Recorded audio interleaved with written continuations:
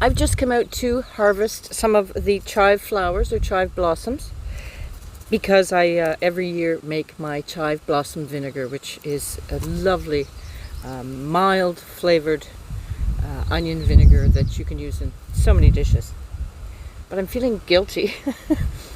There's so many beneficial tiny bees, tiny hoverflies.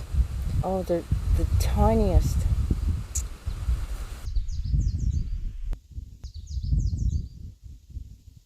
I haven't the heart now. I'm going to take some. I only need 1 jar really. And I'll leave the rest for them. Chives are beautiful in our gardens. Truly beneficial. And, of course, delicious. I like them on scrambled eggs. Actually, it's beautiful mixed in the chives with goat cheese. Beautiful. You've probably had goat cheese with an onion flavor, but you can do it yourself. You just chop up your chives and mix it in with some goat cheese, put it in the fridge for a bit. Beautiful. I'm also going to harvest some chives because not just the blossoms but the chives themselves. We're getting into the heat. Chives don't necessarily love extreme heat. If you're in a much warmer climate than mine, you want to put them in the shade. But still, we're getting warm. So I'll do a nice chop and harvest.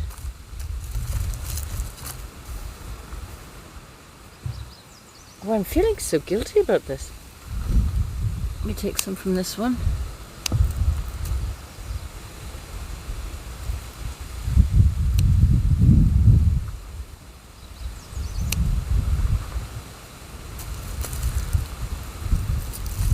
I'm thinking I might have enough. I can always come back out, but I just haven't the heart to cut more. So now I'm going to get some chives. I'm just going to grab. They're falling over. The tips are getting a bit yellowy. And chives are a cut and come again. Wonderful herb for us. You can freeze them really well if you wanted to. If you've got too many.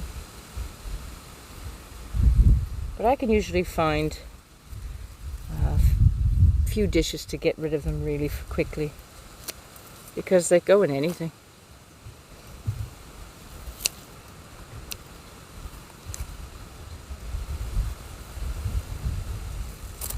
I'm not chopping all the way down.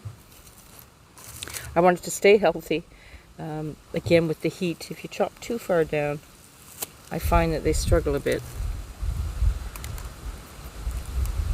There we go. Now, I don't dry chives. I've tried to dry onion tops. They're okay, but chives, they're not great. But chives, dehydrated and dried anyway, really have no flavor.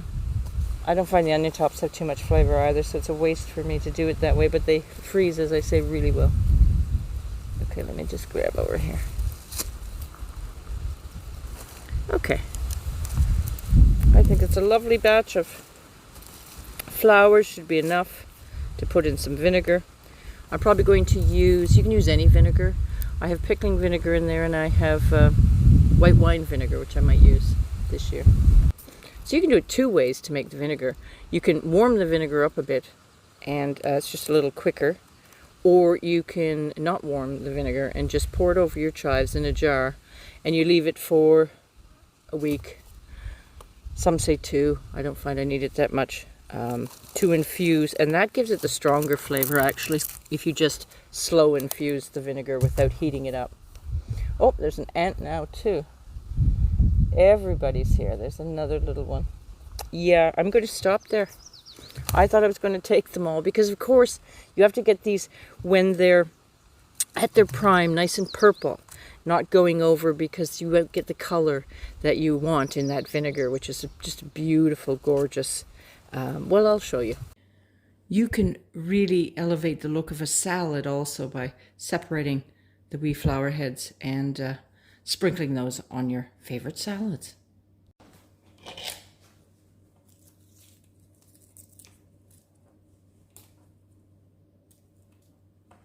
I don't want the hard stems as opposed to the softer eating chive there. So I'm going to put them back out to the compost or to the wild.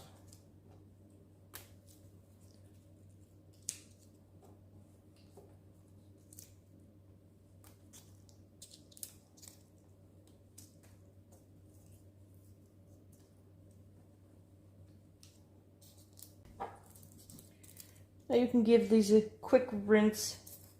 Make sure you shake them really well in your colander as you dry them.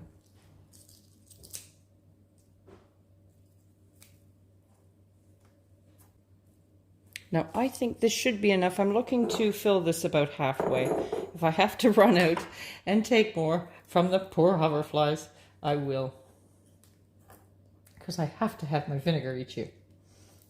I'll throw that outside. Process those for eating.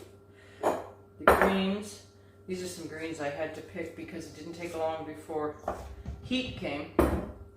And I have had one bolted onion and some bolted greens. It's okay, we'll eat them. So just fill your jar with vinegar as much as you want actually, because this is just how much you're going to use. I don't create a larger batch than this for the sole reason that it eventually loses its gorgeous color that I'm going to show you. So there's no need. The flavor is still there. But much of this for me is about how pretty it is. It's so pretty on salads. You can see it on the bowl. I guess I'm going to use this whole bottle. There we go. So I'll let that sit, let the flavors leach out and the colors. I will leave it for about a week, but I should be able to show you some of the color soon. So I'm going to cover it. I'm going to let this sit at least a week. You can go 2 weeks and then you'll strain it. But hopefully the colors will start to change and I'll come back and show you those. Now the chive blossoms I've left outside won't go to waste either. After the bugs have enjoyed them, the color will go, they'll dry of course, and the black seeds inside will be ready for harvesting. Once it's fully dried, bring it in, put it in a paper bag, shake them off, and then you've got some seeds for next year. The whole plant is edible. I just don't like eating this really tough bit, but it's all perfectly edible. These are from my indoor plants, so next up they're ridiculously small, but they are ready to be harvested because they're turning red. But I'm going to pickle now some jalapeno peppers. Okay, the color's starting to seep in. This is 3 hours later. I just wanted to show you now. You'll see it later. I'll show it another day as it gets deeper and deeper color. So pretty though for vinegar. And I got to my jalapeno pickled peppers. So when the week is over, I will strain this off and decant into any bottles you want. I've just got a couple here. And put them on my counter because that pretty color is lovely to see. Thank you so much for watching. We'll see you soon.